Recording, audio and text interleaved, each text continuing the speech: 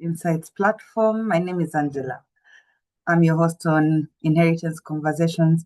Very excited to have you here once again. Please remember to like, share, and subscribe so that we can help families delve through the murky waters of inheritance and the challenges therein. Today, we're going to look at why some people use intimidation during inheritance meetings. And we're looking at family here. So for families to be able to distribute effectively, you must meet.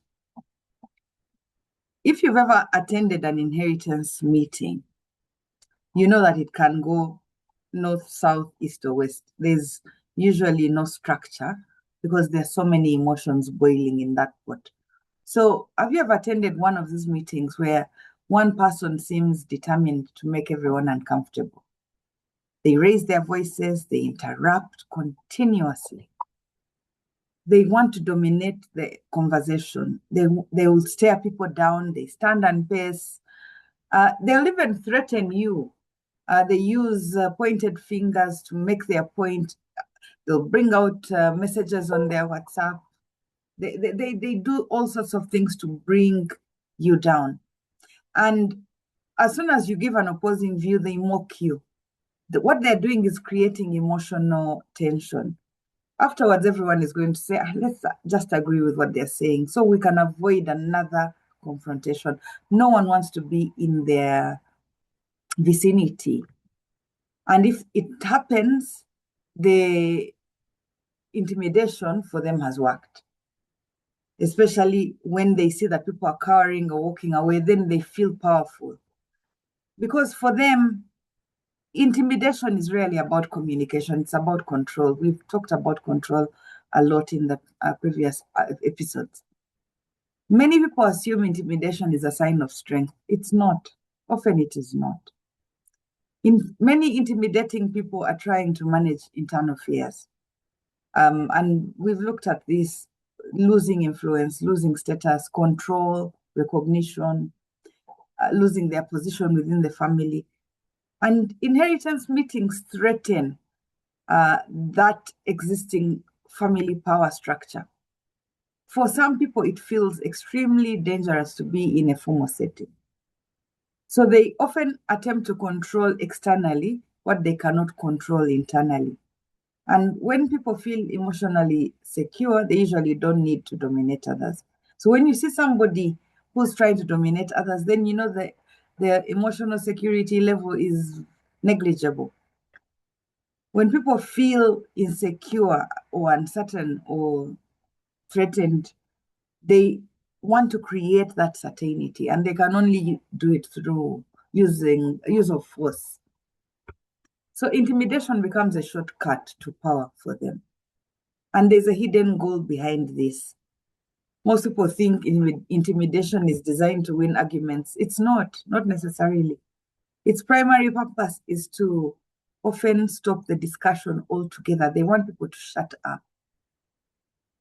And they want you to think that it's not worth speaking. They'll use intimidating tone. They'll use language that's aggressive or abusive. So they want you to think, let's avoid conflict, let's ignore, let's walk away, let's not have a meeting. You want to let them have their way because you don't want the conflict.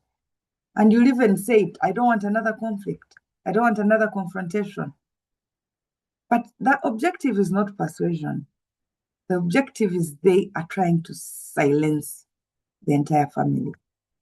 If you have 6 siblings discussing estate distribution, for example, one sibling reacts aggressively every time transparency is requested.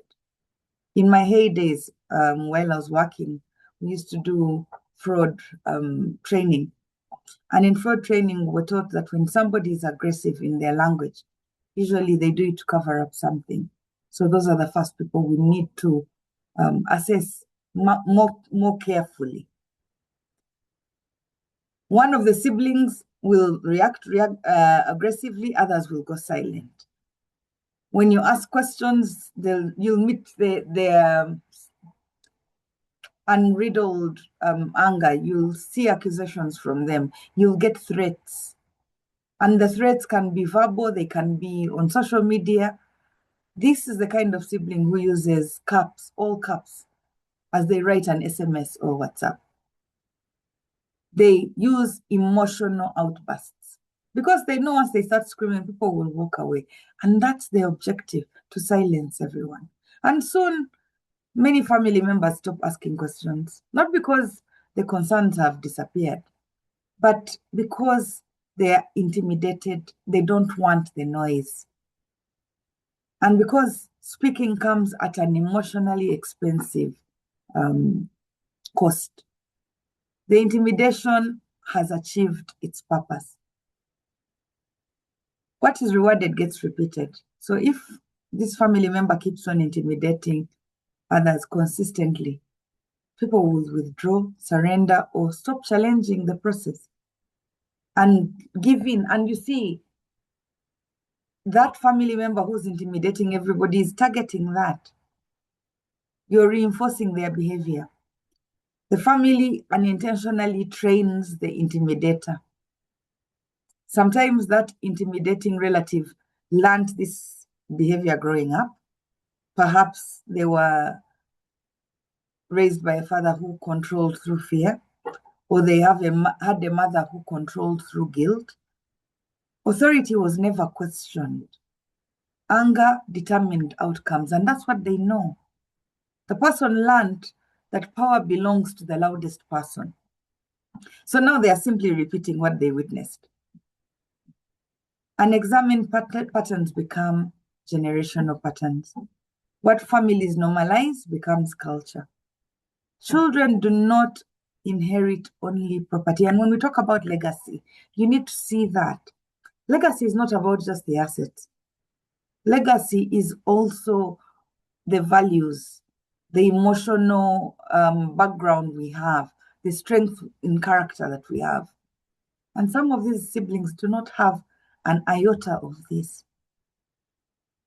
Children don't only inherit property, they inherit ways of communicating, how to control situations, how to resolve conflict.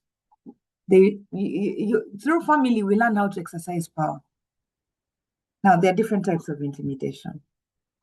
Most people think intimidation only means shouting. No, sometimes intimidation takes so many other forms. They are the loud intimidators, for example. The loud ones will use volume, aggression, they'll use threats, and also use public humiliation. They're very easy to identify because they will look for audiences within their offices. If they work in a government ministry, they'll make sure the entire ministry knows about the family, and they don't realize that they're soiling their own name. They will send letters that are 6-7 pages long and ensure that all their friends get a copy. They will spread lies to circles you've never been in. Then we have that silent intimidator. That one uses cold silence, withdrawal, emotional freezing, and they refuse to engage. So they shut off. And when they're there, the room is uncomfortable because you don't know what they're thinking. People comply with these ones just to restore the peace. Then we also have what I call the professional intimidator. This one will use education, status, titles, legal knowledge. They want everyone to know that they're the ones who know. They want to make you feel uninformed, inferior. They want to make you feel incapable. Then we also have the financial intimidator. This one will use money, influence, resources. I've seen siblings who will pay off other siblings so that they can shut them up. This financial intimidator is practically saying, I have more power than you. They are using influence. They'll go to the local authorities and wagon them into acts that are criminal. Then we have the reputation intimidator. And these are the ones who hurt you at a deep emotional level, unless you reach a point of maturity. These ones use gossip. They assassinate your character. They use social pressure. They talk about you in all kinds of circles. And their message becomes, challenge me, I'll damage your reputation. And you have to learn to navigate all this. Fear is one of the fastest ways to gain compliance. Fear works quickly, and it creates shallow agreement. So they create fear in you so that they can get quick results. And you'll see many other family members complying publicly while remaining resentful privately. And that's why intimidation never creates true family unity. It creates temporary submission. And that's in my books, a king with a 1 month throne and crown. And after that, you're a pauper. Families often underestimate the damage. And over time, intimidation will create a family that is silent, full of resentment, where mistrust is normal. Dysfunction takes over. People avoid each other. There's a lot of dishonesty, fraud, and all the relationships become fractured. And eventually, people stop attending meetings honestly. They attend strategically, yes, just to tick a box, or they stop attending entirely. So what does intimidation reveal? It often exposes deeper issues. It exposes fear of equality. Some people are more comfortable when others have less power. It also shows shared decision-making and the parameters therein, that some people are threatened when decisions have to be shared. It brings up fear of accountability. Questions feel dangerous because transparency will expose their weakness. Let's say they've gossiped about you. Transparency leads to who started the talk. And now they are being shown in their true light. Then there's also the fear of irrelevance. The estate may be the last place where they feel important.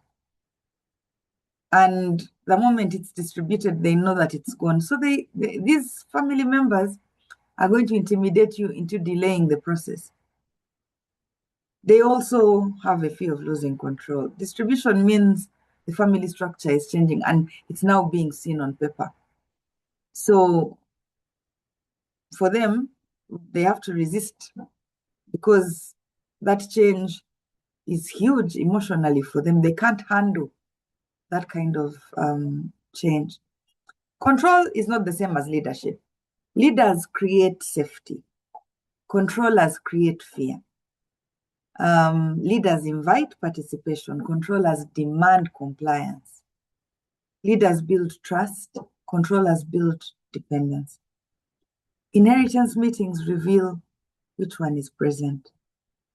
So there are many things you can do in your own way, what works best for you. But you need to handle intimidation. Don't personalize it. When you're with them, ask them what fear might be driving their behavior. Don't point at the behavior, point at them bringing out what fear they're dealing with. Understanding of their fears reduces their emotional reactivity. Stay calm, stay calm, stay calm. And do things in a paced manner, slowly. Intimidation is done to make you rush, to panic, and you'll make mistakes. It feeds on emotional escalation of things going fast, emails being exchanged, words. You have to slow down. Respond slowly, clearly, and factually. Do your research, but don't take too long. And don't mirror the behavior. Shift from emotion to process. You need to focus on agendas, on minutes, on timelines, the documentation, on written decisions. Strong processes will weaken them because everything you discuss in a meeting is minuted. Ask questions instead of defending. When they have a concern, ask them to clarify. When you're coming to decisions and they're not happy, ask them what specific outcomes they are proposing, get their views, and also use neutral facilitators. It is important. It may be a small cost, but it's important to have that neutrality. You need those mediators because these people don't have an allegiance to you, to anyone. Of course, the intimidators will try to either intimidate them or buy them off. But you need a mediator who's firm, who's strong. Neutral presences change room dynamics. You must protect your psychological safety. So you have to have those meeting rules. No one interrupts when someone is speaking. Everyone must have equal speaking time because intimidators use a lot of, I would call it verbosity. They use language because they want to break you down and make themselves look like they know so much more. So you have to give equal speaking time to everyone. Document these decisions and have respectful communication. Healthy systems reduce unhealthy power. Systems, of course, are stronger than personalities. And many families spend years trying to change one difficult relative. Don't try to change the individual. A better strategy is to create a system that prevents anyone with their different personalities controlling this process. You must have good governance in your family inheritance process because it will protect all the relationships, or at least most of them. And when somebody uses intimidation repeatedly, ask what outcome becomes possible if everyone doesn't speak. In trying to make everyone look less than, nothing is going to get achieved. So the answer usually reveals the true objective. The person using intimidation during inheritance meetings may appear powerful during that meeting, but genuine power does not need fear. Genuine power can tolerate questions. It can tolerate transparency. It can tolerate accountability. And therefore, you'll see those siblings who are more powerful and yet less verbose. True leadership seeks understanding, and only insecurity seeks silence by intimidating others. So when intimidation enters an inheritance meeting, the conversation will stop being about the estate. It will become a struggle over who gets to control the room. Manage that situation before the intimidation tears your family apart. I want to thank you for listening to this particular episode. I look forward to you joining us for more and share this with other family members who you feel need to hear this. Thank you for listening and bye for now.